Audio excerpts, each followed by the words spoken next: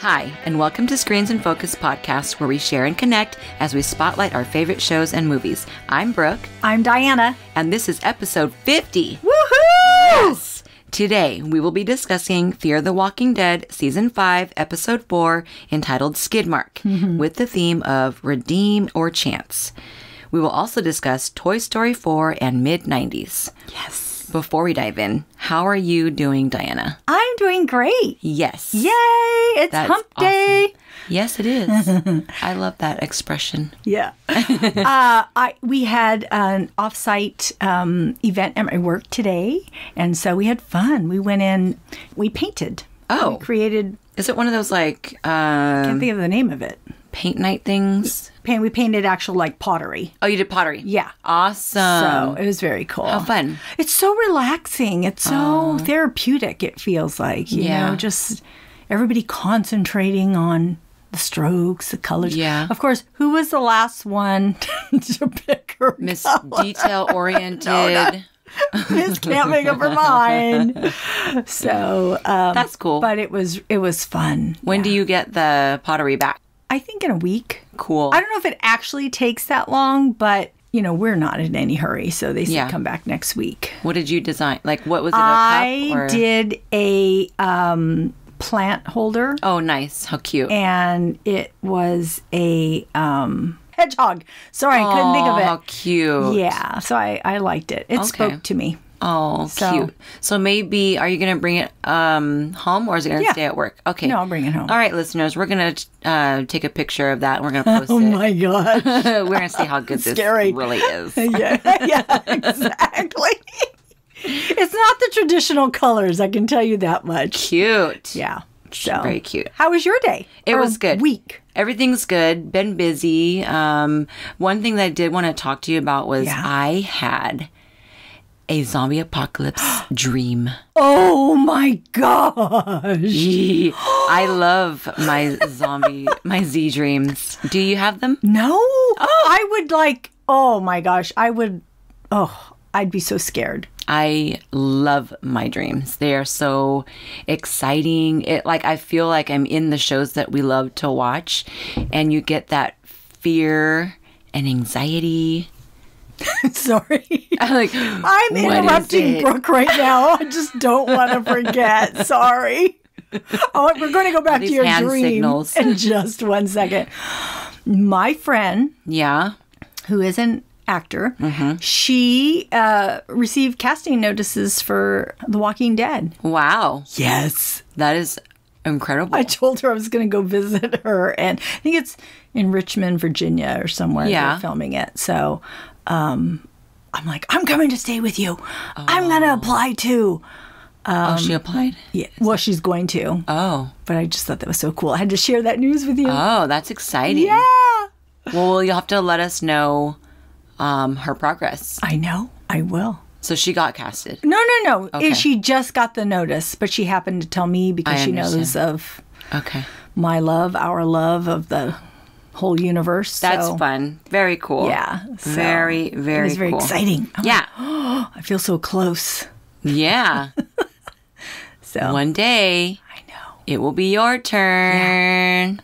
So tell me about your dream. I'm so sorry to interrupt you. It's okay. Where was I? My dream, there's not a whole lot of details that I could actually describe, but, I do remember being scared. I do remember it was the fast zombie type. It wasn't like the slow herd. You're scaring me. Yeah. It was the kind that builds up and then just kind of crumbles down all over the place, like Train to Busan. Have you seen that movie? No. It's, I believe that it's Korean, and it was on Netflix. That's where I saw it with the kids, Dominic, and actually Dominic, sorry, Dominic, I'm going to throw you under the bus. He got a little scared of that one, so he didn't really particularly like it. Well, Gabriel and I, we watched it. It was like, so much anxiety. Oh my gosh, really? Yeah, it was good. So Train to Busan. And so it was like that, like all these zombies like crawling all over each other. Like you're just so afraid trying to get away. And then the last thing that I remember, and I was so near to waking up, it was like I'm hiding, right? And of all freaking places I had to hide, where? A porta potty on its side. Why? Oh my gosh. So, yeah. I don't know, but I've got this reoccurring dream about dirty bathrooms. Oh, it's very... Maybe there's a message there. Yeah, I think that there is. It's just like not feeling maybe exposed or like... Maybe I need to clean my bathroom. No. Anyways, yeah, it was exciting though. Yeah. I love my zombie dreams. I haven't had one in a while. So I have a question for you. Yeah, what is it? If you had a chance at redemption, how far would you go to redeem yourself? So, like what if you burned somebody and you came across them again? Yeah. It had been some time. Do you think that you would want to, show your remorse and what if they just denied it? They're like, forget you, get away from me. Would you keep trying? Oh man. Or would you just give up? I hope that I wouldn't burn anybody in the first place. Yeah. But I try to resolve things right away if I can with it. Whatever it may be, I just always try to resolve things right away. I just don't like things hanging out there. So, yes, of course I would try and at my chance at redemption. Yeah. And if they denied it, I would try again. I think after one or two times, I'd probably let it go for a while and maybe see if I could try again another time. Yeah. What about you? I'm so afraid of rejection, I think. So it would make sense for me to let it go if they were just like, get away from me. But, let's just say humanity was in a whole different place than it is right now. Like if we were in an apocalypse. Right. Then I think that I would hope that I would change my tune and keep trying. Mm-hmm. It doesn't seem like something that I would be like insisting on doing currently in my life, but I would like to be that person. Right. I just don't really foresee that. And I don't know. I mean, I guess we've got Diana's opinion there or what she would do, and we got mine. And what do you know? They're different. So... Let us know what you think. You can follow us on Instagram, Twitter. You can subscribe to our website and YouTube channel. Let us know if you had a chance at redemption, how far would you go? Brooke, what were your overall thoughts on this episode? Oh my goodness. Well, you know what? I am very happy to see more of Charlie, Sarah, and Wendell, and even Strand. I was really happy to see them coming into their characters this season. And they've been on the other side of that of the show, and we really needed to see how they were holding up since, having their home taken, because they were on that side. Yeah. And we've been focusing on looking for Al, and they're over there. Like, what have they been doing? So I'm really glad that this episode was as good as it was. Yeah, it was good to see what was happening with them. And, I wasn't the hugest fan of Daniel before now. But I feel he adds so much to the show, and I'm so happy he's back. I don't know how temporary it is, but I'm glad he's back.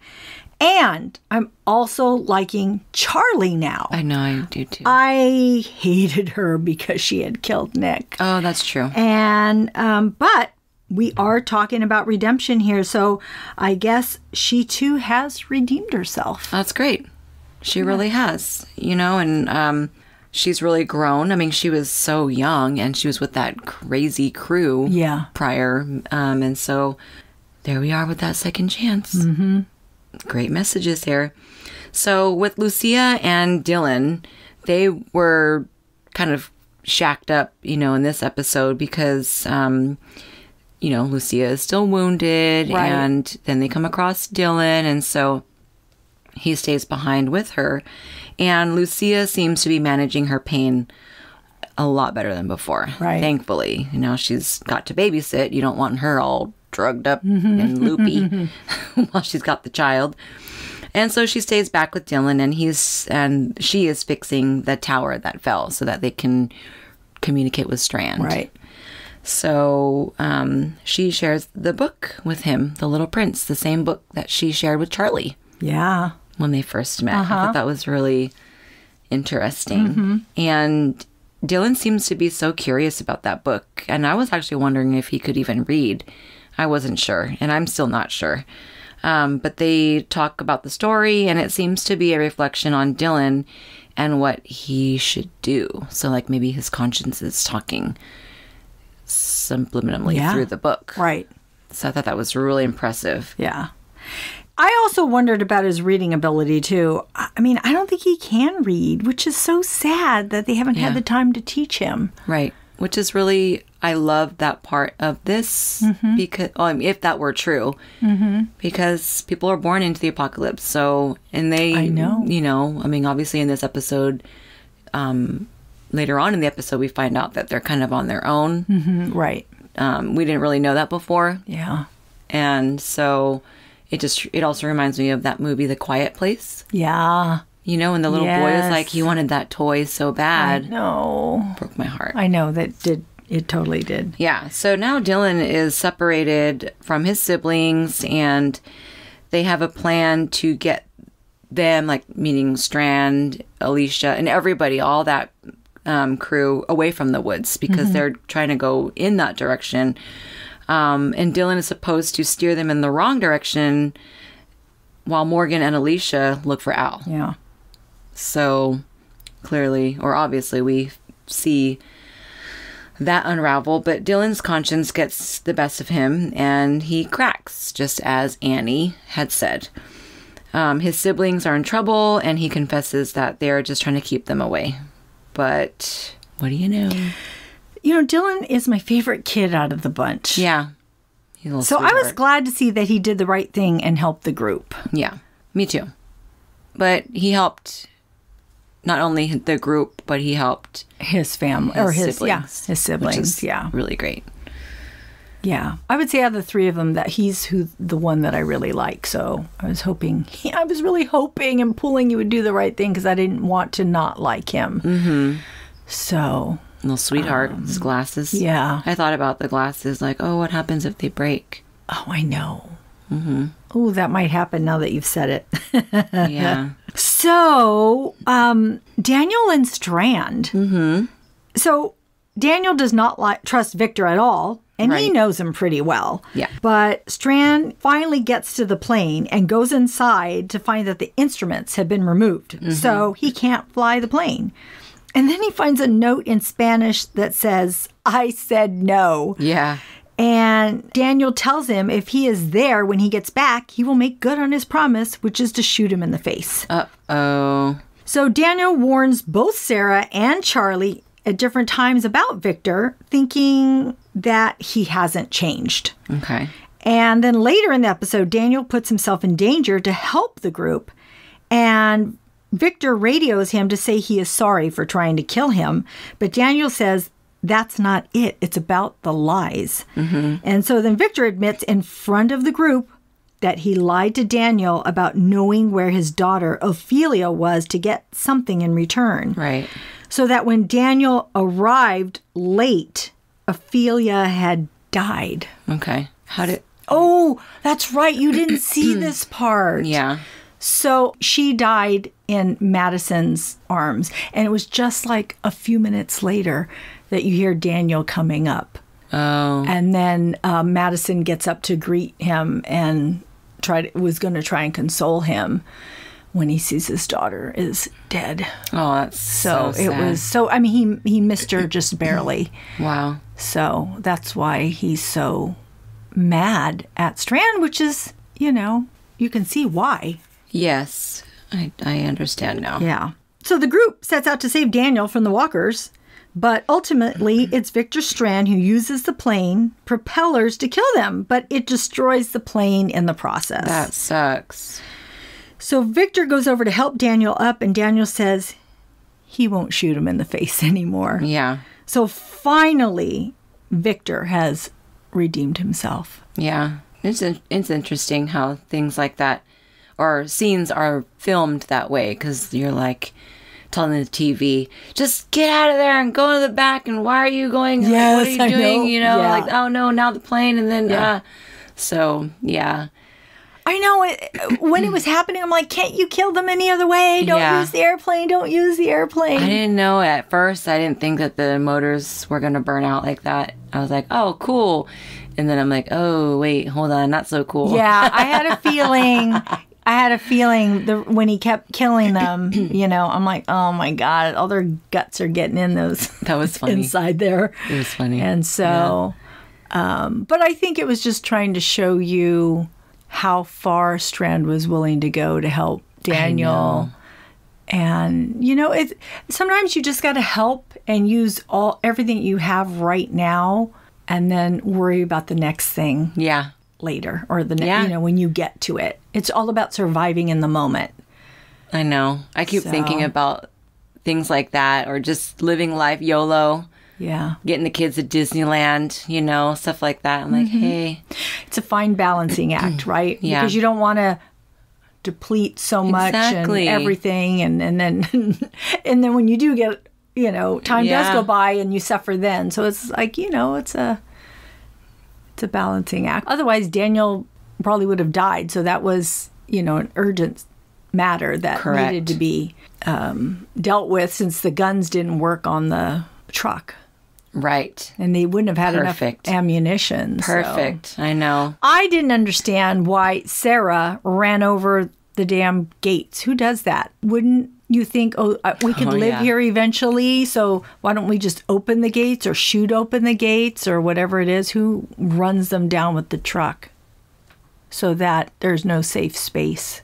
Such a great place. Yeah. He has got such a great place, and now they have to clean that up or face that matter. Mm-hmm. And then Morgan and Alicia are out there continuing their search for Al. After Dylan's innocent interrogation. I thought that was really sweet. I felt like it was like a kid in the principal's office, I know. And Dylan told them to go in the specific direction because they supposedly saw the suspicious group camped out in that area. But when Morgan and Alicia head over there, they come across a bird box with no sign of the camp ever being there. Mm-hmm. It was interesting they showed that bird box again. I like that they kept that storyline going. Yeah, I did too. And where's Grace when you need her? But Morgan and Alicia head back to help Annie and Max because Dylan comes clean with the siblings' plot. And Morgan and Alicia end up helping kill off the walkers that were basically on Annie and Max. I know. And they had nothing else. They dropped the weapon. I know. And they looked like, oh my gosh, they're on us. I mean, they were thinking, that's it. This is it. We're dead. Yeah, because she had hurt her ankle in the struggle with the intestines. And so they helped kill off the walkers, but then soon they were surrounded by a group of children, armed children. And they realized that they're the kids of the parents at the camp of radioactive walkers that they just visited while June and John were with them. So they just told the kids that, or Morgan, he told the children that they were sorry. I know, all those parents. Yeah. That's horrible. Traumatizing. I know. Sad. It's interesting that just all the kids lived and all the parents died. So I'm not sure how that ended up happening, but maybe they're in a hole in the yeah, that's true. We'll have to find out. Get on that, bro. Yeah. Right now. So I really like this relationship between Charlie and Daniel. I do too. I thought that was really it was really sweet to see him with a young person, and he looks like he's been so feral on his own with his cat. So I thought that was, and then I feel like she really needed that too. I think that they both needed it, and I thought part of that relationship was because he had a daughter. Yeah. And so he knows how to, he's raised one, so he knows how to talk with her. Right. So he tries to warn her about Victor, and Charlie shares insight on how to get into a Walker-filled building, which is very useful. Right. And he tells her he inherited the warehouse and all the things in it, but can't, give it to anyone because he can't find people. And she calls him on it and says, that's not true. Someone came to you looking for help, meaning Strand. he ends up giving her the instruments for her to take back to Strand and the others. And when she gets there, she pleads with them that they need to help Daniel, and they can't leave him out there on his own with the herd of walkers. So she has really changed. And I think, like I said before, she redeemed herself. Mm-hmm. Oh, for sure. And at the end of the episode, she asked Daniel what he wanted to tell Ophelia. And he says that every day brings a chance to start over, a chance to get it right, which I thought was such a cool thing.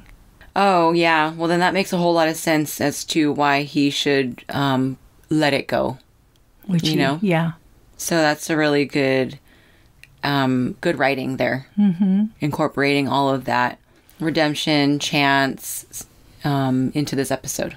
I had read something that said that was why he kept tearing the calendar days off and burning them. It was kind of like a new day, a new day. So every new day, it's your new chance. Which I like that. Yeah, exactly. I'm like, ooh, I really like that. Yes. It's very cool. Right? Mm-hmm. That's awesome. Okay. So, Brooke, what other things did you notice? Oh, Skidmark. I was like, oh, they better not break that glass and eat my kitty. I know. He is so strategic for I'm not undermining a cat, but seriously, like, that is a cat. Like, wow, he has got strategy. Yeah. He is skilled. That is so cute. I love him. I do, too. I totally do. Yes. First kitty we've seen in the zombie apocalypse or on The Walking Dead at all. Little kitty. Yeah, it's so cute. Yeah. So, love him. Mm-hmm. I'm glad he didn't get eaten. Me too. And I just keep thinking of that propeller with the propellers with the walkers, the herd of walkers, and like Strand sitting in the airplane, and then like the blood and guts pop in front of him on the glass. And he's know. His face is like, ugh. I know. It was so gross. And that's just too bad that it fried the engine, though. I feel really bad. But I love the creativity of the special effects. And yeah, it's just too bad that all that work was destroyed. Well, I didn't know how a plane was really going to save everybody anyways. Like, one, how are you going to get everybody on the plane? Two, how are you going to get the plane to exactly where they are? And then you have to get it back. And what about the gas? And I wouldn't know where to fly. Like, who flies a plane? Anyways. I still want to know, how far are they? You know, how far are these people? Why can't you just drive your car, put a bunch of gas in the car and go get them? Yeah, I'm surprised they even have gas in that huge yeah, I know vehicle. What you're talking about. A tactical vehicle, right? Yeah. So now what? Another plane, or do they just do it the hard way? We'll see. Mm-hmm. The introduction to the Fear the Walking Dead was the graphics of the semi-truck, and then the plane was in the back. Mm-hmm. So I'm like, ooh, what's it going to be about this week, huh? So, those traps in the stores. Yes. What the heck? Who's setting those traps? Well, it was that guy that he inherited all this from. Daniel is off to go do something, and he doesn't even care about this stuff in the warehouse. He's like, oh yeah, just take it, do whatever. Mm-hmm. It's all yours. Yeah. And no, I don't know if this person's alive, but he said he inherited it, so it made me think he was dead. But then I feel like he's going on a mission to do something. I mean, like, it's unclear to me. Like, those are some crazy traps, though. I mean, well, he was saying that the person wanted to kill people so that he could take their stuff, right? Okay. Wow. I'm not really sure. Where the heck did Daniel go? That's what I'm saying. I don't know. He's I'll be back. They're like, okay, bye. I know. What? See you later. Where are you going? Just, like, what are you talking about? Yeah. Did you just see what we just did? Yeah. What else did you notice? When Daniel plays that music and Charlie asks if it was a live recording. Oh, I thought that's kind of like the whole book thing too, right? It's like something that, you know, she hasn't really experienced. I mean, maybe she did when she was really, really young, you know, but just listening to that music, it must be new to her to hear this. Yeah. music and songs. Right. It made me wonder because, Daniel in real life is a musician, so the actor. And so it made me wonder if he played any of the songs. I didn't research any of the music that was used, so I'll be curious to find that out. And Morgan tells Alicia about his wife and son, which I thought was a really good moment for them. Yeah. Jenny and Dwayne. And I laughed because I'm like, aha! That's where I got the name Dwayne last week when I said Morgan and Dwayne reunite. Oh, there you go. I'm like, she's one step ahead of y'all, I'm like, people. Ooh, it was his son. Maybe that's why I said it. Yep, that's why. And the chopper had the same symbol as the one that took Rick. Mm-hmm. And then Annie says that is the one that the others came in, but why are they leaving? And she says maybe they got what they wanted. Oh, meaning great. Al. Yeah, I think so. Don't you? I mean, they showed the guy. Well, that's what it seemed like, but then we see previews, and it's Al trying to survive, which will be very interesting. Yeah. It's about time they show where the heck. Yeah, I'm excited too. So, where are you? Yeah. So, Brooke. Yes. Why do you love the show? Well, particularly because I like the circa back and the crossovers this season. And the way the characters are fulfilled is a great display and performance and totally unexpected, I think. Mm-hmm. Why do you like the show? Or love, sorry. I love the show because of the relationships. Yeah. I love seeing that there is hope, redemption, and humanity. Even when people are bad and the world is scary, you can rely on those that you trust. Oh, good. I'm in good hands. Like, I got to surround myself by these people. Yes. And so, who does your award go to? What was your favorite quote, character, or moment? My favorite, I guess, characters and moment would be Charlie and her relationship with Daniel. Mm-hmm.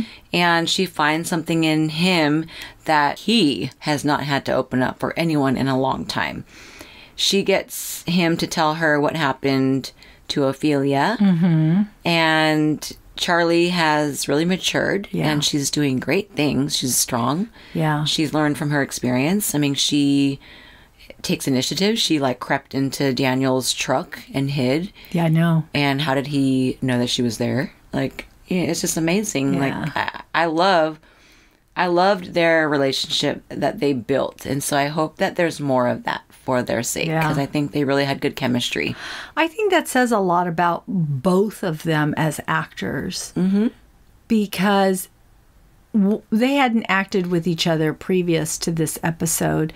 And this was written, so how do you ever know that it's going to work between two characters?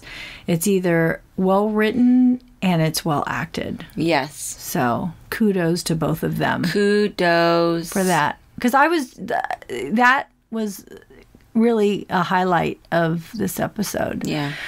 I mean, I like Strand and Daniel too, but I thought that I was surprised by Charlie and Daniel. So yeah, me too. I loved it. It was good. Who was your favorite character quote or moment? Skidmark. Ooh. I love him. He is my favorite, he or she. And nothing better happened to him or her, or I'm going to be upset and cry. Yeah. I love that he is so well trained. I mean, we can't get our cats to do any of that. I know. He is so lovable and curious, and I hope he gets well paid. I'm sure he does. Dominic asked me, Mom, what's a skid mark? I'm like, oh. You don't know what a skid mark is? Wow, you're good. You're real good. So, Brooke, what are you currently watching? Well, I'm also watching Big Little Lies, and I really love that show. Mm-hmm. But a movie that I had seen a few weeks back, I've been waiting to talk to you about it. I just keep forgetting to talk about it. So I wanted to share with you this movie called Mid-90s. Okay. And it was, as far as I know, it's directed by Jonah Hill. I know that. Okay. But I'm confused on who wrote it. I saw that he wrote it, but then I saw some Instagram name wrote it, and I couldn't understand. So I think he wrote it as well. I've heard that it is his biographical drama based on his childhood. So sounds familiar. That's the only reason I'm looking at you like that. I think I heard him talking about this. Go ahead. Okay. Yeah. So it's 1990s Los Angeles, and the child that is the main character, he is supposed to be 13 years old, and he's spending his summer. It's really interesting because they start the movie with this dysfunctional lifestyle, this family home environment between he and his brother and his mom. And he decides that he wants to be a skater. And so he meets this group of friends at a skate shop. And in this film, these kids are doing things that you would not want your own kids to be doing. Yeah. The music was done by Trent Reznor. So it was like really cool. And I think Trent Reznor is a really good musician for the time as well, 90s. And so this movie really spoke to me. And I grew up in the 80s, 90s, but 90s is my time that was most influential. Yeah. And honestly, I'm being very honest, I had a lot of these same experiences as this group of teens, so I can totally relate to this movie. I watched it with Gabriel. He feels that he can relate to this movie. I don't know on what degree, because as far as I know, my son is so innocent. He was a book, of course, you know. I'm like, oh, so I'm like, okay, I don't get it, but you know, if you understood the skating culture, you know, there's partying and the behavior taking place. I felt that this movie was a perfect adaptation of the time and the lifestyle of the skateboard culture. Oh, it makes me want to watch it. There's too many things I want to watch. It's killing me. There's just too much. I just need to like not go to work and just sit down and watch everything. Work is getting in the way.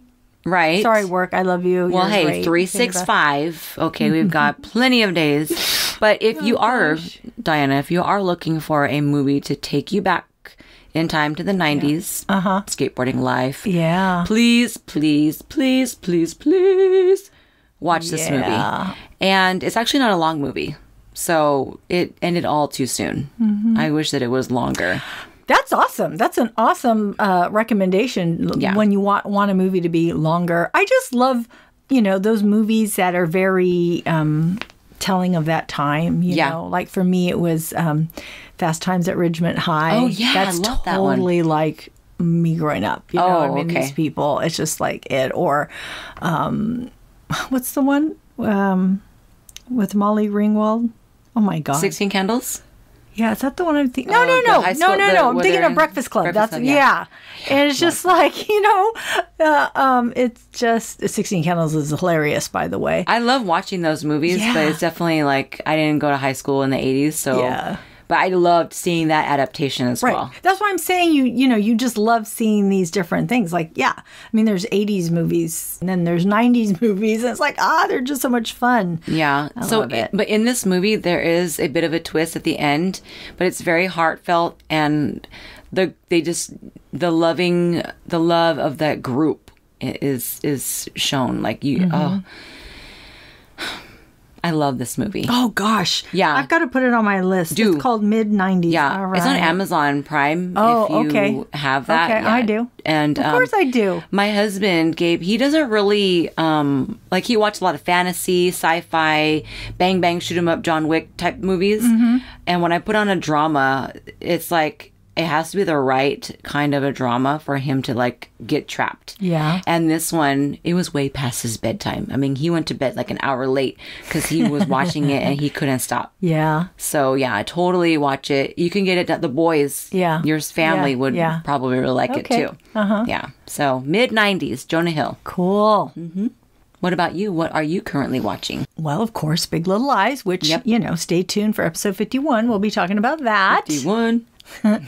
But, we saw Toy Story 4 this weekend. Yes. So I'm so excited about that. And then everybody, please, check out our video on that. Yes. But just to tell you a little bit about it, Toy Story 4 Toy Story in general is my favorite computer animated movie ever. I just love it. I love Woody, Buzz Lightyear. I love that it's about friendship. Really true friendship and just, what your purpose in life is. And it just tugs at the heartstrings for me. And so in this movie, it's about Woody.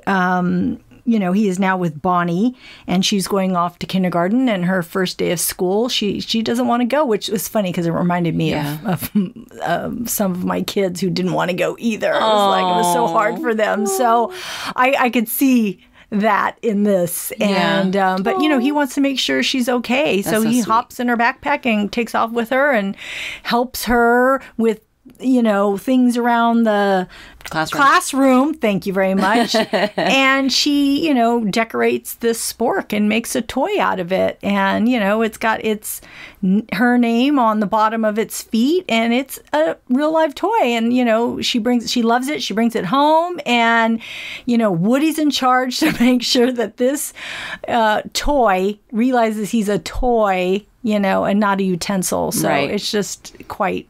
He's so cute. I love Forky. Yeah. So it's just hysterical, people. If you haven't seen it yet, go see it. But this Forky is having issues because he thinks he belongs in the garbage. Right. And he's just trying to figure out his way in the world, too. And he keeps hopping in there, but Woody has to keep getting him out. And, there's a road trip, and Forky keeps getting lost. And Woody's purpose is to find... him and bring him home so that Bonnie is good. So, and Bo Peep is back in it, and I love it. Yeah, we just see her surviving on her own and just being a strong, independent woman. And she's got that cape. Yeah, and she's just. I want to see it again. Yeah, so I will tell people that I did cry, but of course I cry easily when things tug at my heartstring. And it's mostly all the time it was Woody talking and, whatever it is. But, really, I just think it's a good movie for adults and for kids. And I just really love it. So me too. And then I want to go see it again. And then, of course, there's Keanu Reeves voiced Duke Kaboom, which was funny. Did you imagine Keanu Reeves when you were watching? Because I did. I kept seeing Keanu Reeves. No. You didn't? Oh, it was like, it was so him. I could just hear his voice. See him as he was talking, and I was dying. I think that they made Kaboom kind of look like Keanu a little bit. Yeah. I could see it in his expressions. Well, and Keanu Reeves, he really does invest in the motorcycle world, yeah. So that was pretty good. Yeah. I just really love the animation, and I love the toys, and I love the idea of these toys coming to life and like them having their own lives and their own personal social lives. Yes. And then just the little piece of trash that your kid, you can't throw it away, and you why can't I throw this away? So you leave it in their room because they just love it so much. They just love it. They can't, and they can't part with it. And that just reminded me of my children because Dominic actually had a thing that looked just like Forky, and I threw it away because I was like, oh, he doesn't. I don't know what this is. Like, I'm just garbage now. I go in there secretly and throw their stuff away. But what if they really wanted that piece of trash? I know. So now I'm like, oh no, I'll never throw away another piece of trash.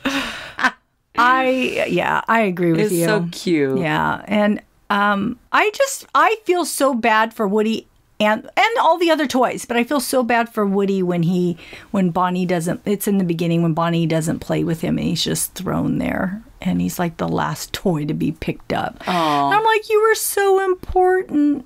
Yeah, he knows a lot about that. Has to do, I feel in a way it has to do with parenting or has to do with aging. It's like not feeling as useful as you once were or as popular as you once were, which is making me sad. So Okay. I know, but that's I think that's why I was so moved by it. But I love it. Yeah.